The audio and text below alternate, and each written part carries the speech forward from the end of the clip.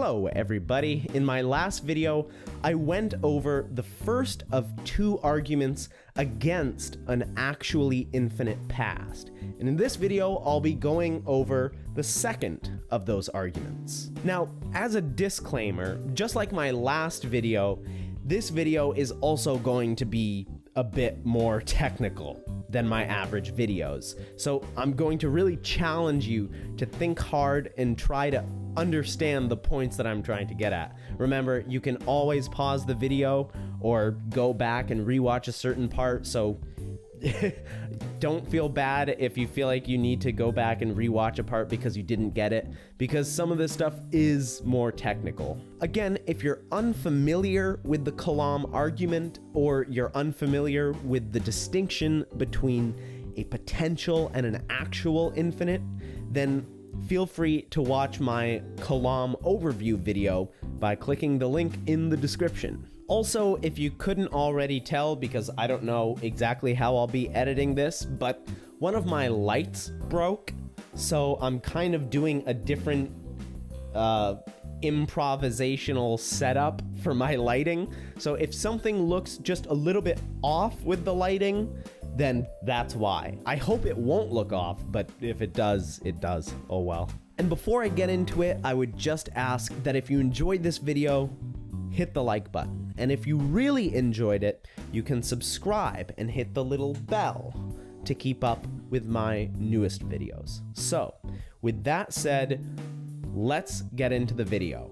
The first argument against an actually infinite past centered around the claim that it's impossible for any actual infinite to exist in reality.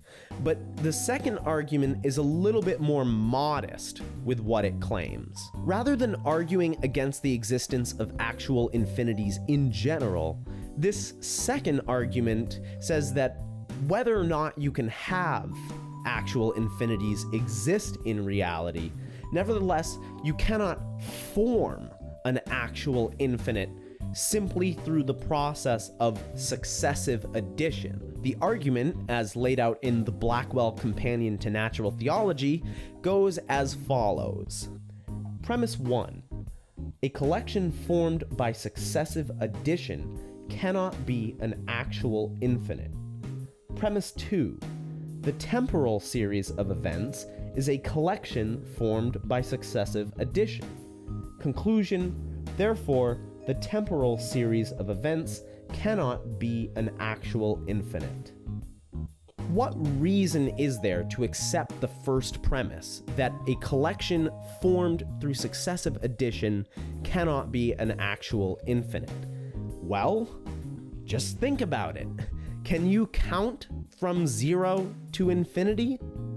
Obviously not. The most you can do is just count bigger and bigger finite numbers. Infinity is the limit towards which you are endlessly counting, but that is merely an example of a potential infinite.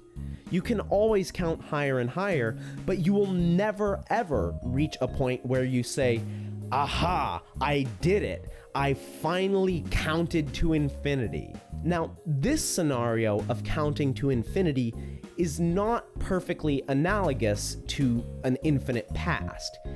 What we just did is start at a point, and then from that point, try to reach infinity.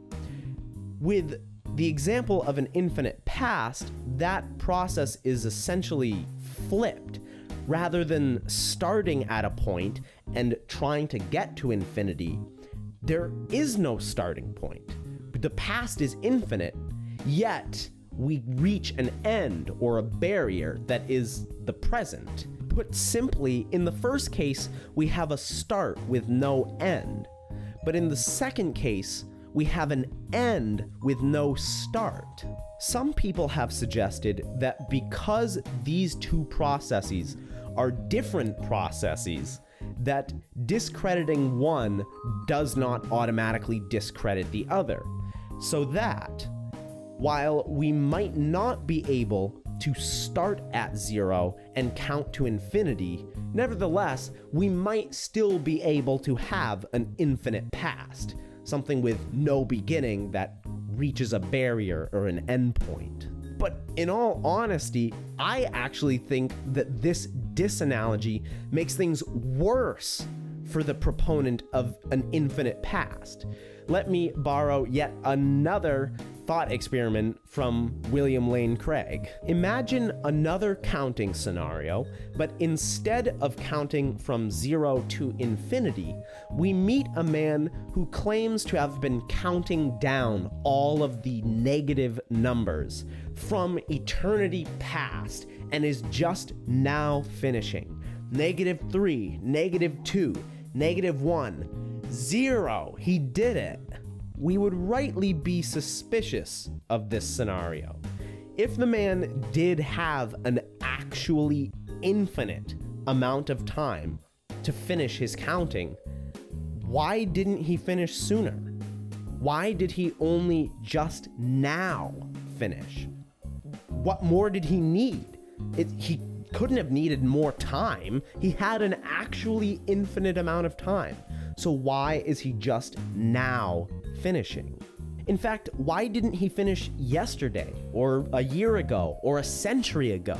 No matter what point in the past you pick, there will always have been an actually infinite amount of time which preceded that point. So if all that's required to count an actually infinite number of numbers is an actually infinite amount of time, why didn't the man finish, say, 1 trillion years ago? As Craig points out, at no time in the past should we see this man counting, because there's already been an actually infinite amount of time that has passed before that time in the past. But this contradicts what we've already stated, that the man has been counting from eternity past up until this moment and is now finishing. If we shouldn't see this man counting at any time in the past, then when is he ever even counting? Presenting this thought experiment in the way that I did, you can see the absurdity here. All the man needs to count an infinity of numbers is an actually infinite amount of time.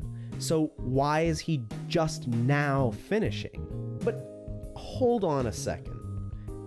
Is it actually true that all this man needs to complete his infinite counting is an actually infinite amount of time?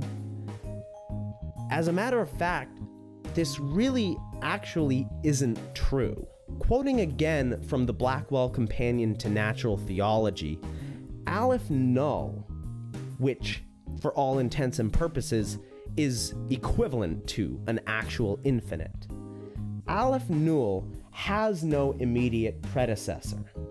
It is not the terminus of the natural number series, but stands, as it were, outside it, and is the number of all the members in the series. In other words, Aleph Null, or an actual infinite, is not the last number, so to speak. It's not like you can keep counting until you finally reach Aleph Null. There is no last natural number. So no matter how much or how often you fiddle around adding up natural numbers, you will never ever be able to get outside of the natural numbers. Thus, you cannot form an actual infinite through successive addition, not because you don't have enough time, but because, in principle, this cannot be done. Now, someone might respond by saying, yes, it's true that you cannot get from a finite number to an actual infinite, but the past, if it's infinite, would never be finite. The past would always be actually infinite. And so you would never have this transition from finite to infinite. The past has just always been infinite. This response could be applied to the first or the second premise to try and discredit it. But as a matter of fact, I don't think it can discredit either premise. This is pointed out perfectly in a book co-authored by William Lane Craig and Quentin Smith titled Theism, Atheism, and Big Bang Cosmology. The only way a collection to which members are being successively added could be actually infinite would be for it to have an infinite core to which additions are being made. But then it would not be a collection formed by successive addition, for there would always exist a surd infinite, itself not formed successively, but simply given.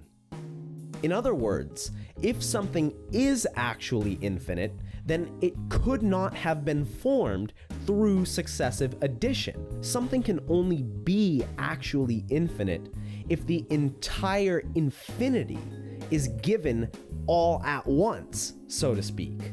Either you have the actual infinite all at once, or you don't have an actual infinite. But, moving to the second premise, the flow of time that we experience is not characterized by being static and unchanging. Otherwise, we wouldn't call it a flow of time.